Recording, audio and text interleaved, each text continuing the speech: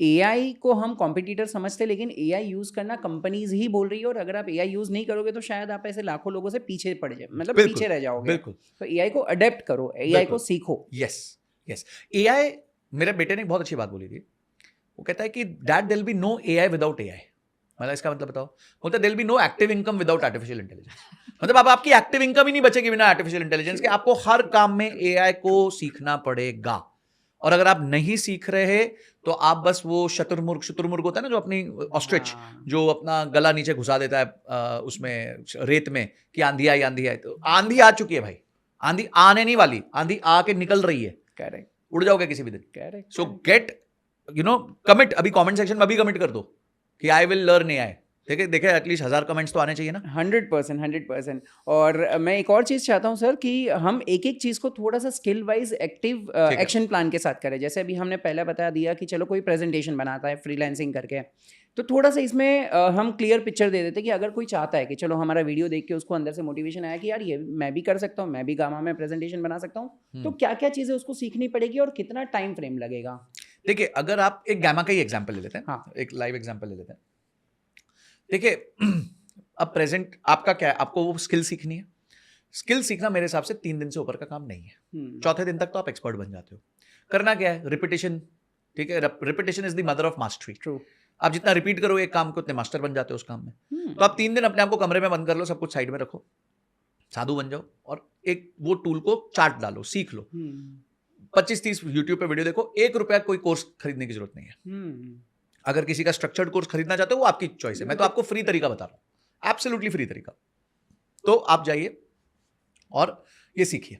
ठीक है, आपने सीख लिया, स्किल आ गई। अब आपको करना क्या है, अब आपको इसका भूपू बजाना है, मार्केटिंग करनी है। अब भूपू कैसे बजाओगे? लिंक्डइन पे जाइए, इंस्टाग्राम पे जाइए, यूट्यूब पे जाइए, अपने पेजेस बनाइए। करना पड़ेगा। यस। ये नहीं सर मैं नहीं कर सकता, मुझे बोलना नहीं आता, मेरे से नहीं होगा, ये सब नहीं चलेगा। करना पड़ेगा, मतलब करना पड़ेगा, ऑप्शन नहीं है। एब्सोल्युटली। ठीक है ना। तो जैसे मेरे फ्रेंड गए थे आर्मी में, वेजिटेरियन थे, तो आर्मी में गए तो वहां आर्मी तो बड़ी कठिन परिस्थितियों में रखते हैं। अब वो कुछ दिन जंगल वंगल ले गए, और वहां फिर बेचारे को खाना पड़ गया नॉनवेज। तो बहुत दिन तक तो उसने पहले रेजिस्ट किया कि यार मैं तो 22 साल हो गए, 21 साल हो गए, आज तक खाया नहीं नॉनवेज। मजबूरी आ गई तो खाना पड़ गया, नहीं जिंदगी की बात आ गई। तो यही जिंदगी की बात आ गई है आपकी, तो आपको ये करना पड़ेगा, सीखना पड़ेगा, ऑप्शन नहीं। तो आप अब अपना मार्केटिंग करना चालू कीजिए। ठीक है, मार्केटिंग करा, ये सारे सोशल प्लेटफॉर्म्स पे गए, अपने बारे में बताया। कोल्ड ईमेल करना सीखिए। टारगेट रखिए, दिन में 100 लोगों को कोल्ड ईमेल करना है। आपका टारगेट कस्टमर कौन हो सकता है? आपका टारगेट कस्टमर स्टार्टअप का फाउंडर हो सकता है। आपका टारगेट कस्टमर कॉलेज स्टूडेंट्स भी हो सकते हैं जिनको छोटी प्रेजेंटेशन बनानी है। आपका टारगेट कस्टमर एक कॉर्पोरेट भी हो सकता है। उनको ईमेल्स लिखना चालू करिए, अपनी प्रेजेंटेशंस भेजिए, अच्छा ईमेल लिखिए, काम मत मांगिए, प्रॉब्लम सॉल्व करिए। मेरे जितने लोग मैंने हायर किए हैं, सबने मुझे बहुत प्यारा ईमेल लिखा था। मेरा जो सोशल मीडिया मैनेजर था, उसने पहला ईमेल मुझे लिखा कि सर मैं आपको फॉलो करता हूँ, आपकी बात सुनता हूँ, मैं आपको, तब मैं 2.5 लाख फॉलोअर पे था, मैं आपको 2.5 लाख से 1 मिलियन लेके जाने का मेरे पास एक प्लान रेडी है, क्या मैं आपको मिल सकता हूँ? मैंने बोला अभी मिल। क्यों नहीं? क्यों नहीं? अगर मेरे को एक आदमी बोला मेरे पास प्लान है आपको 1 मिलियन लेके जाने का, उसने ये नहीं बोला प्लीज मेरे को काम दे दो, मेरे को अपना राइट हैंड बना लो, मेरे को प्लीज अपने साथ रखो, ये सब नहीं बोला उसने। मेरी क्लियर बोला मैं ये वैल्यू क्रिएट करूंगा, और मेरे पास उसके लिए प्लान है। वो आया, उसने अपना प्लान बताया। हमें प्लान 100% राइट नहीं चाहिए होता गाइज, ये प्लीज अपने माइंड से हटा दीजिए। जो लोग टॉप पे बैठे हैं, जो लोग सीईओज हैं, वो आपकी 100% क्लैरिटी नहीं देख रहे हैं। वो ये देख रहे हैं क्या ये आदमी अपनी फीट पे सोच सकता है, कॉन्फिडेंट है क्या वो उसको एटलीस्ट 60-70% ब्लूप्रिंट समझ आता है मैटर का। क्योंकि आप जो करोगे उसमें आइट्रेशंस होती हैं, रेपिटेशंस होती हैं, और उस टाइम पे करेक्शंस होती हैं। तो ये मतलब नहीं है कि आपको पहले दिन ही क्लैरिटी होनी चाहिए। एक बार मार्क जकरबर्ग ने एक स्पीच में बोला था, कॉलेज में, स्टैनफोर्ड में शायद बोला था या हार्वर्ड में बोला था, कि ideas do not come fully formed. आप किस चीज का वेट कर रहे हो? आइडिया पूरा आ जाएगा तब मैं घुसूंगा। अरे घुसो, निकलते आइडिया आता रहेगा। हाँ, कॉन्फिडेंस रखो कि मैं सीख लूंगा, जल्दी सीख लूंगा, कहीं फंसूंगा सीख लूंगा। करेक्ट। तो कमिंग बैक, अब आपने भूपू बजाना चालू किया, कोल्ड आउटरीच चालू करी। याद रखना, पहले 1000 ईमेल में एक भी ईमेल का जवाब नहीं आएगा। ना सुनना सीख लो, और ना सुन के नाराज होने की जगह अपने आप को इंप्रूव करना सीख लो।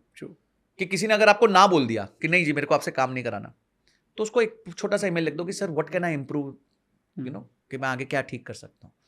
आज नहीं करेगा ना, कल करेगा, कल नहीं करेगा परसों करेगा, कभी तो करेगा आपके साथ काम। ठीक है, you will build, they will come. आप बिल्ड करो, वो आपके पीछे पीछे आएंगे सारे। बट आपको सीखना है। तो आपने रीच आउट किया, उसके बाद आपने काम करना चालू किया। जैसे ही आपने किसी का काम किया, शुरू में बहुत कम कॉस्ट में काम करो। आज पैसा मत बनाओ, कल बहुत पैसा बनाओ। आज पैसा मत बनाओ, कल बहुत पैसा बनाओ। तो आज शुरू में कम पैसे में काम करो। हो सकता है फ्री में काम करो, कहीं एक दो जगह करना। आपका कौन सा, वो मारवाड़ी में कहते हैं ना, हींग लगे ना फिटकरी रंग लागो चोखो। मतलब आपका कोई ऐसा रॉ मटेरियल नहीं जा रहा ना, आप कोई प्रोडक्ट नहीं बेच रहे, सर्विस बेच रहे हो अपने, ठीक है। तो आप मल्टीपल फ्री प्रेजेंटेशंस दीजिए।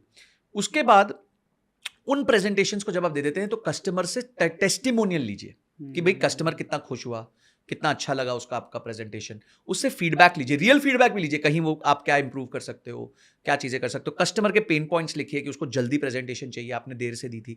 एकदम बहुत बेसिक लेवल पे काम कीजिए और उस टेस्टिमोनियल को साथ साथ पब्लिश करना चालू करिए। कॉल टू एक्शन दीजिए कि भाई हमारे साथ जुड़ना है तो इस तरीके से जुड़ा जा सकता है। एक अच्छी सी वेबसाइट बनाइए, लैंडिंग पेज बनाइए। आजकल सब कुछ बहुत इजीली बन जाता है। और अपने सोशल हैंडल्स पे इनको डालते रहिए। ये काम सच्ची बोल रहा हूं, सिर्फ 300 डेज करके देखिए। अगर आप आज जो कमा रहे हैं उससे 5x ना कमाए तो जो भी बोले आप, मैं हार जाऊं। पर ये 300 डेज के लिए 10 आवर्स अ डे ये काम करना है आपको। और अगर आपने 1000 डेज कर लिया तो आपको इस दुनिया में कोई पीछे नहीं छोड़, मतलब कोई आगे बढ़ने से नहीं रोक सकता। ट्रू। और आपने ये जो चीज सिर्फ गामा और प्रेजेंटेशन के लिए बताई, मुझे लग रहा है कि ये सारे ब्लूप्रिंट सबके लिए ये ब्लूप्रिंट सबके लिए। अभी जस्ट मुझे याद आ रहा था कि मेरा एक रील एडिटर है जो फ्रीलांसिंग काम करता है, उसने मेरे ही रील्स को, मेरे ही पॉडकास्ट में से मेरे ही रील्स को निकाल के फ्री में कुछ एडिट करके मुझे दिया था कि सर ये आपके एडिटर ने एडिट किया है, ये मैंने एडिट किया है, देख लो। और फिर मुझे उसका काम अच्छा लगा, मैंने फोन किया, बात किया और लाइक यू नो फिर अच्छा काम। देखिए हमारे ना एक कहावत होती है, जो हाजिर वो वजीर। आपको हाजिर होना पड़ेगा, मतलब आपको लोगों को रीच आउट करना पड़ेगा। और ऐसा नहीं है कि रीच आउट करके पहले पैसे मांगने। अभी जैसे कितनी अच्छी बात बोली विरल भाई ने कि मेरे को उसने पहले मेरी एक रील एडिट करके दी, पैसे नहीं मांगे। उससे बोला सर आपने ये किया था, मैंने ये किया, काम देख लो, अच्छा लगे तो मेरे साथ काम करना जरूर। इनको अच्छा लगा, अच्छा ये भी हम सब ढूंढ रहे हैं। We are always on, search on चलता रहता है हमारा कि हमारे को एक अच्छा एडिटर मिल जाए, अच्छा स्क्रिप्टर मिल जाए। तो ऐसे मत समझिए संजय सर की टीम चल रही है तो बहुत ही अच्छी चल रही होगी, पीछे अच्छी टीम है, पर उसको हम और लोगों को जोड़ना चाहते हैं और इंप्रूव करना चाहते हैं। तो अगर आप किसी भी क्रिएटर या किसी भी बिजनेसमैन को लिखेंगे, वो मानते हैं, सुनते हैं, सब ROI ड्रिवन होते हैं, सबको ROI चाहिए। करेक्ट। और जो मैंने ब्लूप्रिंट बताया वो जैसे आपने सही बोला, कोई भी एक्टिविटी के लिए यही ब्लूप्रिंट है। आप कोई भी स्किल्स, अब स्किल्स पे हम बात कर लेते हैं, कौन सी स्किल्स आप और सीख सकते हो। एब्सोल्युटली। तो एक तो चलो ये गामा हो गया, और क्या क्या चीज़ें होती है पहले तो उसके बारे में थोड़ा बात कर सकते हैं। एक तो जैसे कि अभी हमारी बातों में निकल रहा है कि चलो कोई लोग रील्स वगैरह बना के दे देते हैं, वो भी कंटेंट क्रिएटर्स के लिए, बिजनेस ओनर्स के लिए ज़रूरी है। हम बीच में थंबनेल की बात कर रहे थे कि आज की तारीख में वो भी बहुत बड़ा बन गया है। उसके लिए क्या क्या स्किल सेट चाहिए रहेगी? बहुत बेसिक आपको ग्राफिक डिजाइनिंग का स्किल सेट चाहिए उसके लिए। और ग्राफिक एक्चुअली देखिए, ग्राफिक डिजाइनिंग और ये सब टूल्स हैं। आपको ना पहले कस्टमर मेरे को लगता है जो आगे आने वाली जनरेशन बहुत आगे जाएगी ना, वो साइकोलॉजी अच्छी समझेगी ना, वो जाएगी। जिसको देखो बाकी सब काम तो ऑटोमेट हो चुका है, ठीक है। अब वो या तो रोबोट्स करेंगे या AI करेगा, दे दो आ जाता है। हाँ, और अगर कोई फिजिकल काम है तो वो रोबोट्स करने लग जाएंगे अगले 10 साल में। अब आपको मैं बताता हूँ, चाइना में there is a concept called dark factories. इसका मतलब ये है कि लाइट्स बंद है फैक्ट्री में, एक भी इंसान नहीं है पूरी फैक्ट्री में, देयर इज नो ह्यूमन, सिर्फ रोबोट्स काम कर रहे हैं। और लाइट की भी जरूरत नहीं, क्योंकि रोबोट्स को तो उससे ड्रिवन होते हैं, अपना क्या कहते हैं, सेंसर ड्रिवन होते हैं। तो उनको पता है किसी के साथ जाके टकराएंगे थोड़ी, वो कि मशीन से टकरा गए, एक दूसरे में टकरा गए, वो तो सारा कंप्यूटराइज्ड होता है। तो all these factories have become dark factories. 2 आदमी हैं जो मेन बोर्ड पे मैनेज कर रहे हैं कि भाई ठीक है, सब ठीक चल रहा है क्या, जो हजारों लोग नीचे काम कर रहे थे गायब हो गए। और ये सबके साथ होने वाला है। आज वहां हुआ है, यहां भी हो जाएगा इंडिया में। अब वो 2 साल में होगा, 5 साल में होगा, तैयारी आज कर लो, तैयारी आज कर लो। तो आपने तो साइकोलॉजी समझो, जैसे जो भी एडिटिंग होती है, स्क्रिप्टिंग होती है, उसके अलावा क्या कहते हैं आपकी थंबनेल होता है, कोई भी हमारे क्रिएटर सर्विसेज जो होती हैं उसमें मेजर साइकोलॉजी का काम होता है। तो साइकोलॉजी सीखो। आप देखो कि कोई भी वीडियो सक्सेसफुल हुई तो उसका थंबनेल कैसा था, स्टडी करो, रिवर्स इंजीनियरिंग करो। जैसे एक बार उन्होंने बोला था कि मिस्टर बीस्ट ने, biggest YouTuber in the world, उन्होंने एक बहुत अच्छी बात बोली कि हम लोगों ने, टीम ने पहले बहुत साल तक ये स्टडी किया कि वायरलिटी आती कैसे, ठीक है, कौन से पॉइंट पे वायरलिटी आती है, कौन सा शब्द बोलने से आती है, पहला लाइन क्या होना चाहिए मेरे वीडियो का, थंबनेल कैसा होना चाहिए। उनका थंबनेल $10,000 में बनता है, एक थंबनेल का $10,000, 8.5 लाख रुपए। तो मतलब आप सोचिए कि अगर आप अपने आप को जितना ऊपर करेंगे, आपको 500 रुपए भी मिलेंगे और 8.5 लाख भी मिलेंगे। चाहे टपरी पे 10 रुपए की भी मिलती है और ताज में 500 रुपए की भी मिलती है। अब आप टपरी वाले बनेंगे, ताज बनेंगे, तो डिसीजन आपको लेना है। कमेंट में भी बता दो क्या डिसीजन होगा आपका। तो ये अपनी क्वालिटी बढ़ो, पर हाँ पहले दिन आप ताज नहीं बनेंगे, पहले दिन आपको टपरी से ही चालू करना पड़ेगा। बट जैसे जैसे आप इंप्रूव करेंगे, आप धीरे धीरे धीरे धीरे उस जर्नी में पहुंच जाएंगे। लोग गलती क्या करते हैं, लोग पहले दिन बहुत बड़ा बेंचमार्क मान लेते हैं और फिर उनको दिखता है यहाँ तो हम पहुंच नहीं सकते, इसलिए इनएक्शन हो जाता है, मतलब काम ही नहीं करेंगे।